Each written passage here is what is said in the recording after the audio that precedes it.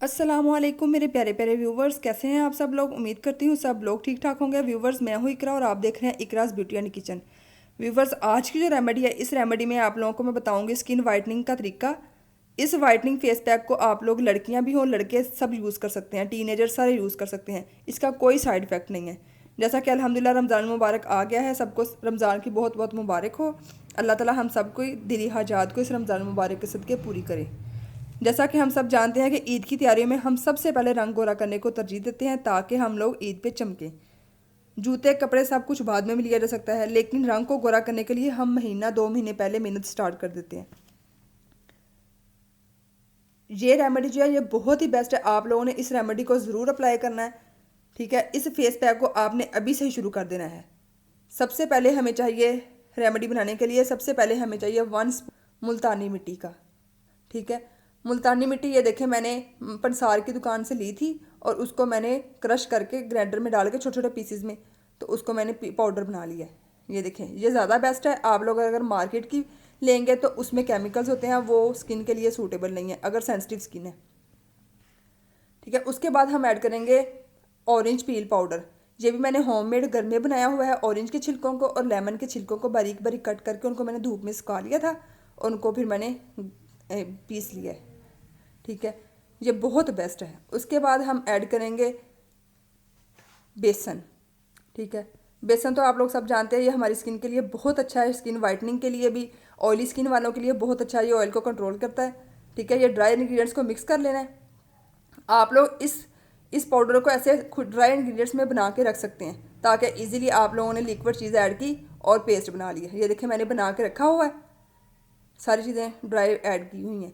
ठीक है, अब हम इसमें ऐड करेंगे तकरीबन हाफ लेमन जूस।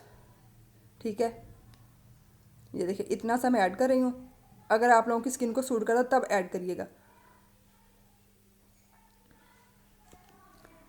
अब हम इसका पेस्ट बना लेंगे। पेस्ट बनाने के लिए आप लोगों की अगर स्किन ऑयली है तो आप लोग इसमें वो रोज़ वाटर ऐड करें। अगर आप लोगों की स्किन ड्राई है तो आप इसमें कच्चा दूध भी ऐड कर सकते हैं।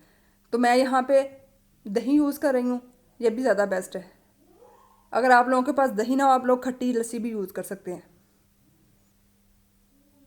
ठीक है, इसका एक अच्छा सा पेस्ट बना लेंगे।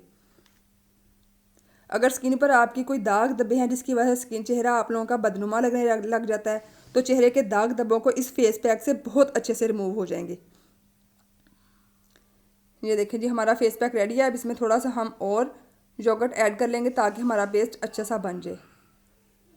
ये फेस पैक आपकी स्किन में ग्लोइंग लेके आएगा और आपकी स्किन पे जो एक्नी, स्कार्स, डार्क स्पॉट्स हैं उन सबको रिमूव कर देगा। ये देखिए थोड़ा सा योगर्ट और ऐड कर लेते हैं और इसको अच्छी तरह मिक्स कर लेते हैं।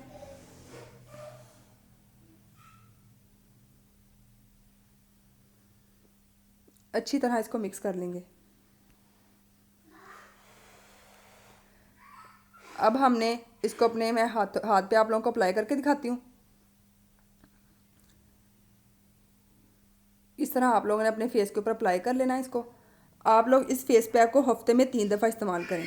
आप लोगों ने इस तरह ड्राई पाउडर बना के रख लेना है और जब भी आप लोगों ने अप्लाई करना है थोड़ा सा अंदर योगर्ट या कच्चा दूध ऐड कर लें या रोज़ वाटर ऐड कर, जो भी आप लोगों के पास अवेलेबल हो, तो ऐड करके मिक्स करके पेस्ट बना लें और अप्लाई करें। अच्छी तरह लगा लेना। अब हम इसको 20 से 25 मिनट तक ड्राई होने देंगे, ऐसे ही छोड़ देंगे। ये देखें जी, तकरीबन 20 मिनट हो चुके हैं, मेरा हाफ से ज़्यादा ही ड्राई हो चुका है।